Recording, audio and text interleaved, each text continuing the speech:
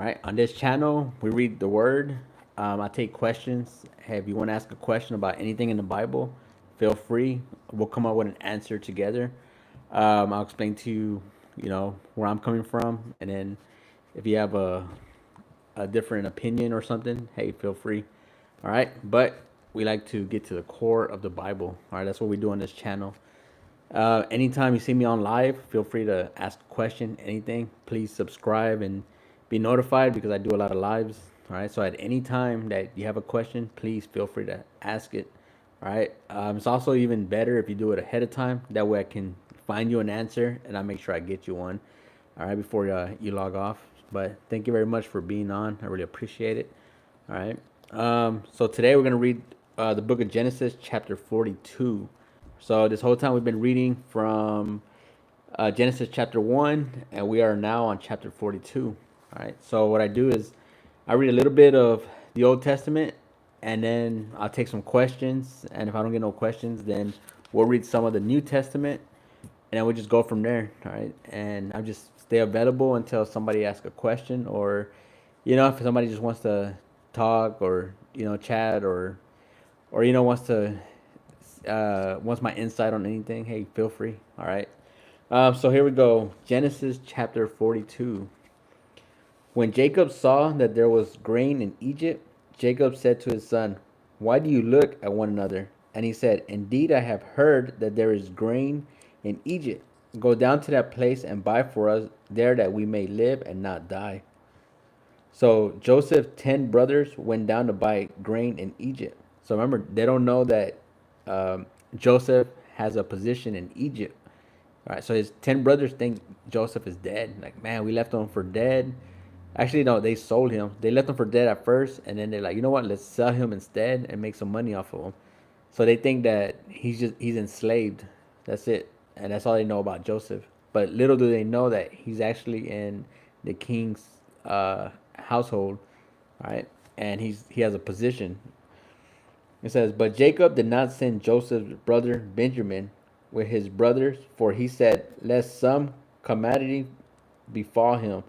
And the sons of Israel went out buy grain among those who journeyed, for the famine was in the land of Canaan. Now Joseph was governor over the land." So Joseph was governor of the land. "And it was he who sold to all the people of the land. And Joseph's brothers came and bowed down before him with their faces to the earth." So there his vision came to life. All right, it came to pass. His brothers bowed down to him. They don't know that that's his brother though, but Joseph's brothers bowed down to him. Joseph saw his brothers and recognized them, but he acted as a stranger to them and spoke roughly to them. Then he said to them, "Where do you come from?" And they said, "From the land of Canaan to buy food." So Joseph recognized his brothers, but they did not recognize him. So Joseph's over here like asking questions and, "Hey, where do y'all come from?" And this, he knows that's his brothers, but he is, just trying to get some information. Doesn't Not sure if he wants to reveal himself to them yet. All right. Then Joseph remembered the dreams which he had dreamed about, and said to them, "You are spies. You have come to see the nakedness of land." And they said to him, "No, my lord, but your servants have to buy food. We are all one man's son. We are honest men. Your servants are not spies." But he said to them, "No, but you have come to see the nakedness of the land." And they said, "Your servants are 12 brothers, the sons of a man in land of Canaan. And in fact, the youngest is with our father today, and one is no more." But Joseph said to them, "It is as I spoke to you, saying, you are spies." So Joseph is just trying to make them look like the bad person. "In this manner you shall be tested. By the life of Pharaoh, you shall not leave this place, unless your youngest brother comes here." So he's like, "Hey, go get your youngest brother." Him thinking that it's him. It's like he's not. He didn't know that they had another younger brother. All right, he's not aware of this. A lot of time has passed. "Send one of you and let him bring your brother, and you shall be kept in prison, that your words may be tested to see whether there is any truth in you, or else by the life of Pharaoh, surely you are spies." So he put them all together in prison 3 days.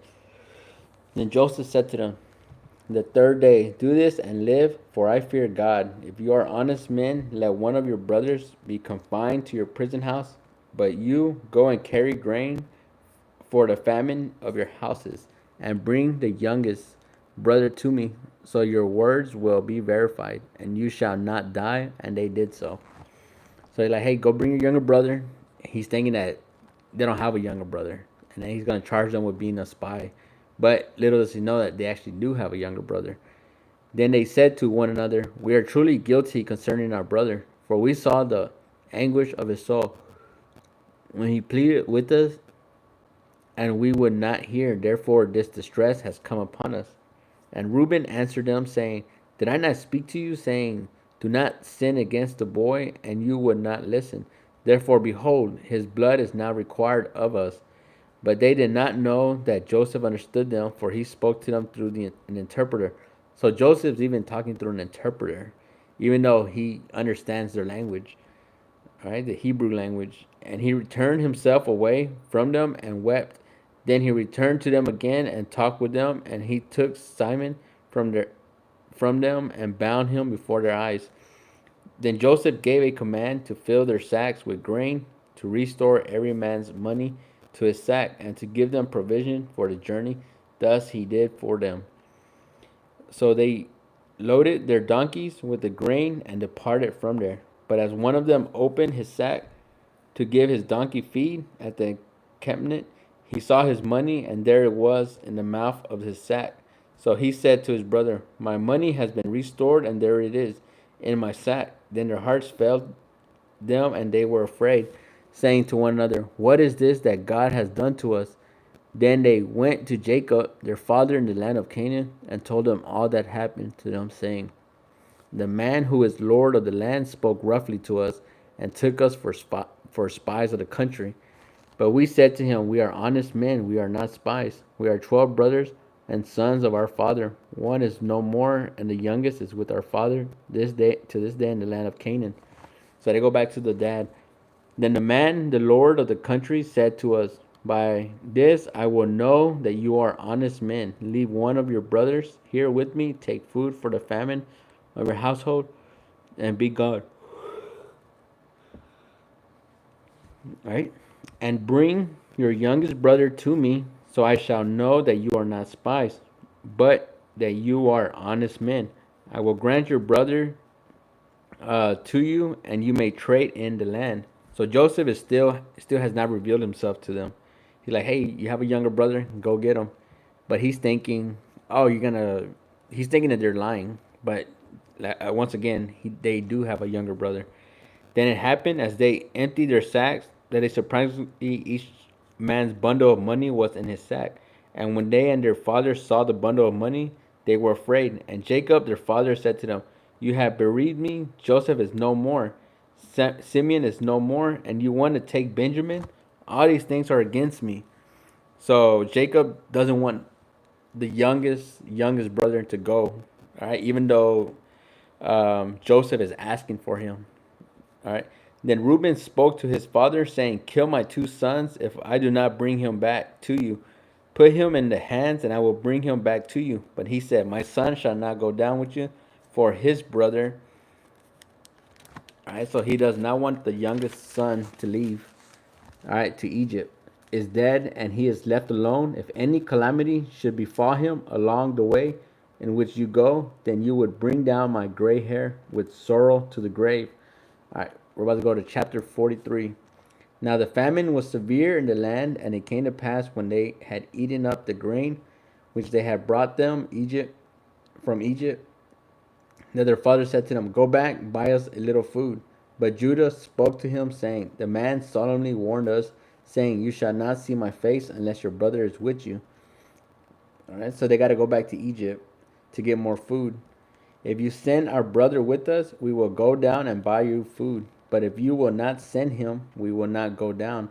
For the man said to us, you shall not see my face unless your brother is with you.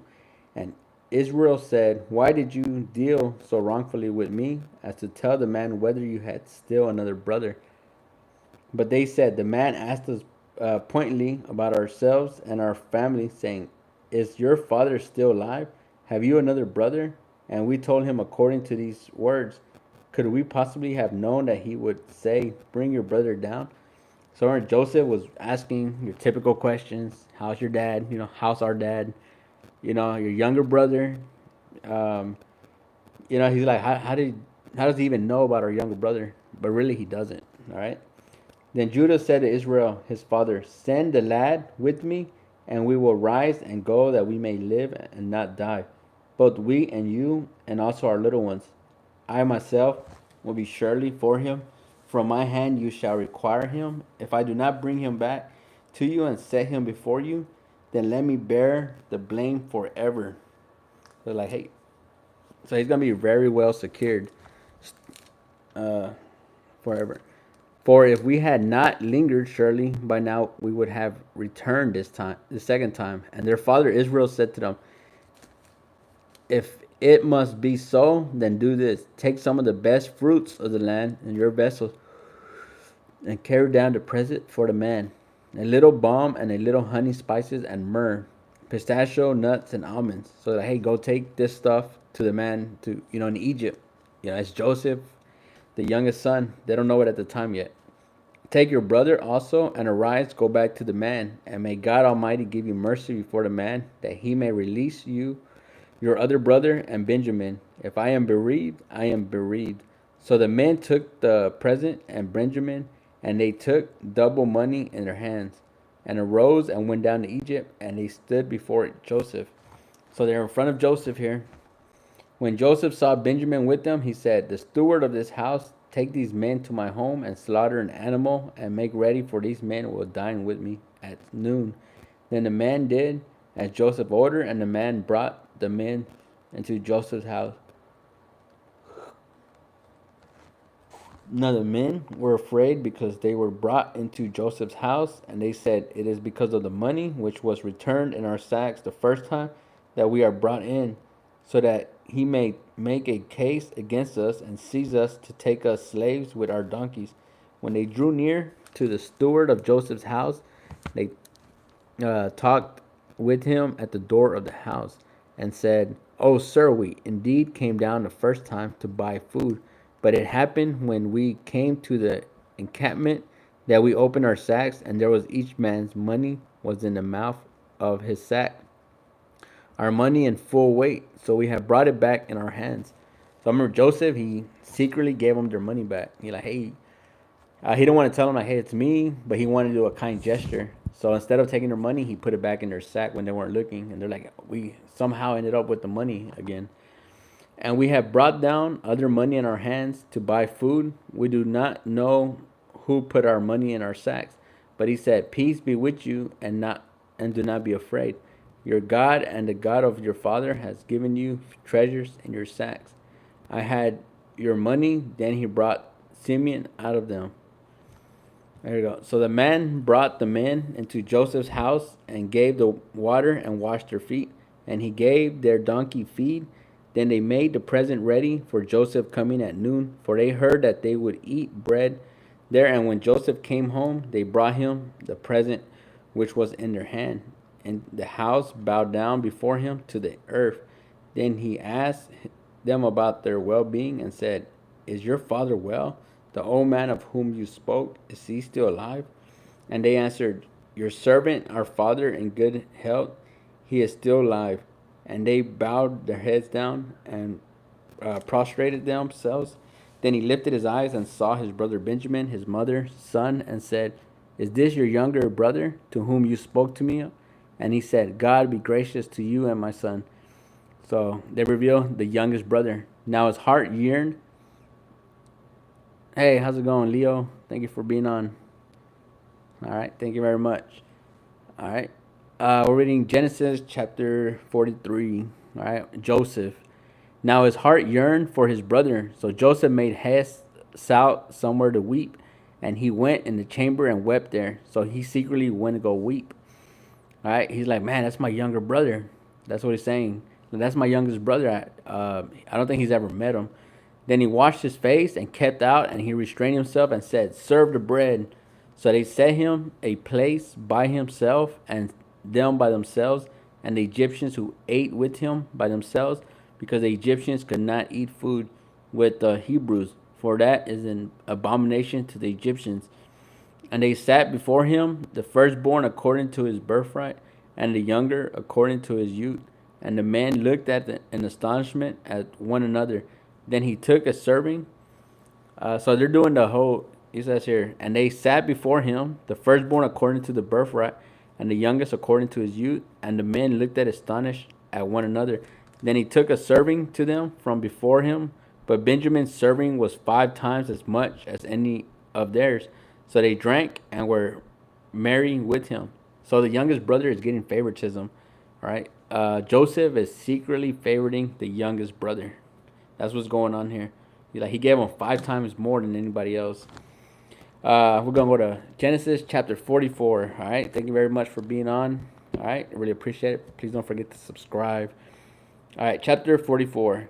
And he commanded the steward of his house, saying, fill the men's sack with food, as much as he can carry, and put each man's money in the mouth of his sack.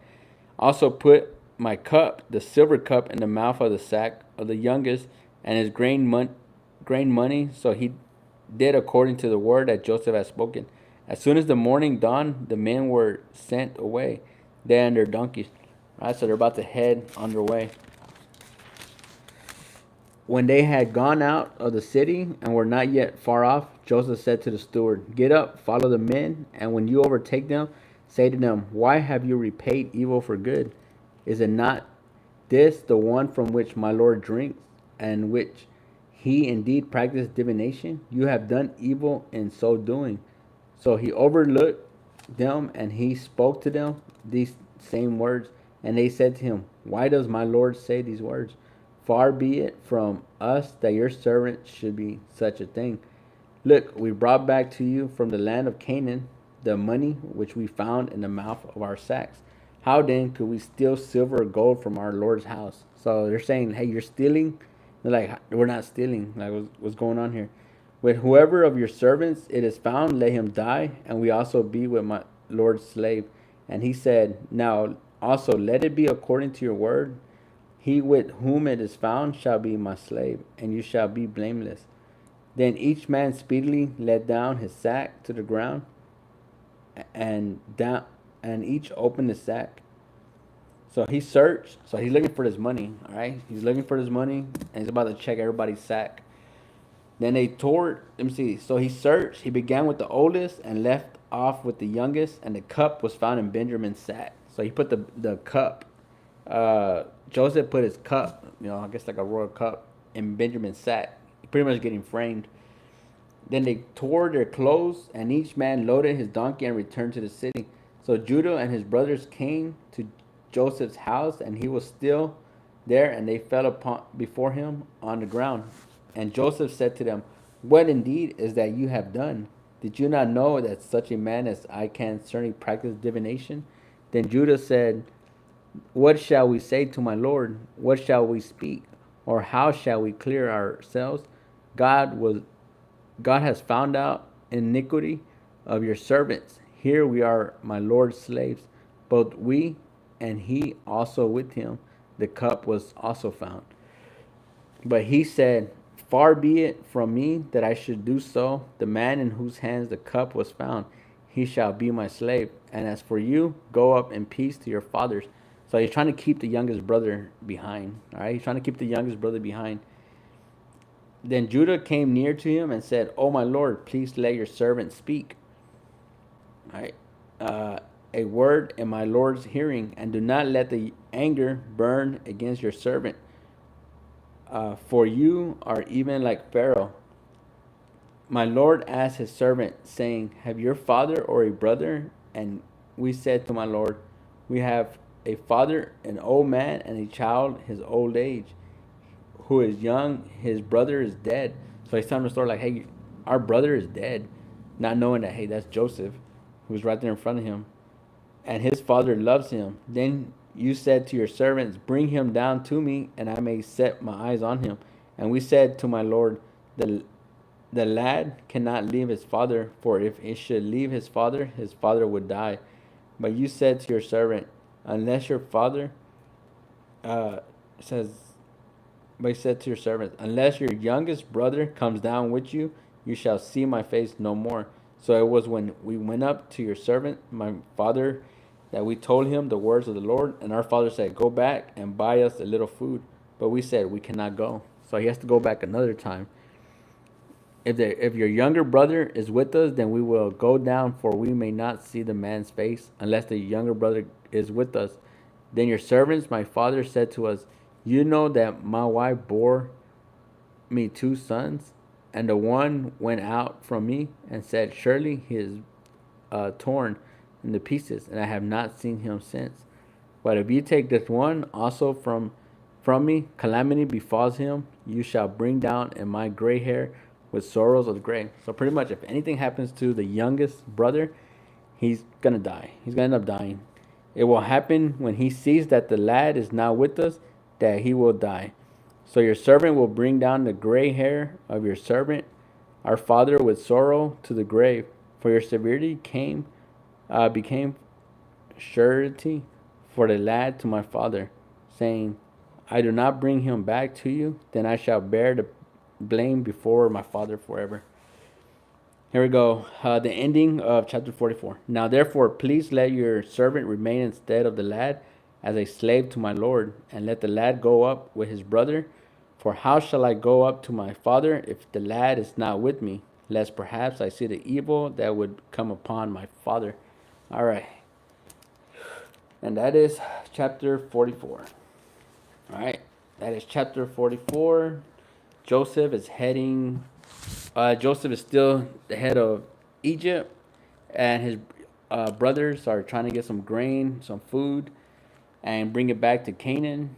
And they're like, hey, you can only do it if you bring your youngest brother. They bring the youngest brother, Benjamin, and then he gets framed. And Joseph's trying to keep them behind. All right. And Joseph's trying to get information about his dad, and just typical question like, how's your father doing, and stuff like that. So that's what's going on. I remember the end of the book of Genesis is them going to bringing his whole family into Egypt. All right, that's how the book of Genesis ends, and that's where we're headed. In this, all right, that's where we're headed. All right, if anybody has a question, please feel free. I'll be on here for a few more minutes.